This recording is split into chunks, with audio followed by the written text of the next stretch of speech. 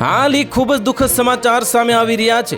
ઓડિશામાં શુક્રવારે તેજ વાવાઝોડાના સાથે વરસાદ વરસ્યો હતો અને આ સાથે જ અનેક જગ્યાએથી વીજળી પડવાના સમાચાર પણ સામે આવ્યા હતા।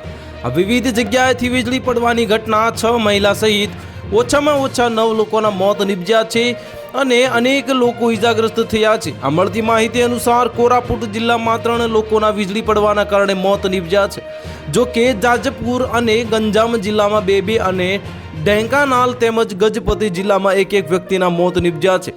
વરિષ્ઠ પોલીસ અધિકારીના જણાવ્યા અનુસાર કોરાપુટ જિલ્લાના લક્ષ્મીપુર પોલીસ સ્ટેશનના આજે વિસ્તારના પરીડીગુડા ગામમાં શુક્રવારે બપોરે વીજળી પડવાના કારણે 3 મહિલાના મોત નિપજ્યા છે અને એક વડીલ ગંભીર રૂપે ઇજાગ્રસ્ત થયા છે।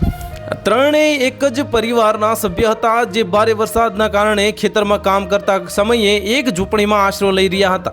આ ઝૂંપડી પર વીજળી પડવાથી ત્રણેય મહિલાના ઘટના સ્થળે જ મોત નિપજ્યા હતા। આ જાજપુર જિલ્લામાં ધર્મશાળા વિસ્તારમાં વીજળી પડવાથી 2 યુવકોના મોત નિપજ્યા હતા।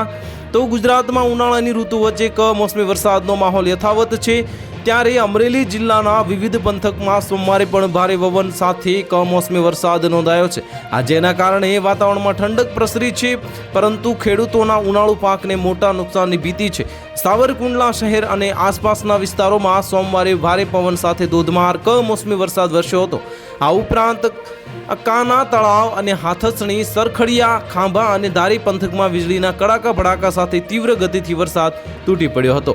તો હાલ માટે આટલું જ। મળીશું નવી અપડેટ સાથે। જો તમને અમારા વિડીયો પસંદ આવતા હોય તો વિડીયોને લાઇક કરી દેજો, ચેનલને સબસ્ક્રાઇબ કરી બાજુમાં આવેલા બેલ આઇકનને દબાવી દો, જેથી તમને આવા સમાચારની અપડેટ મળતી રહે।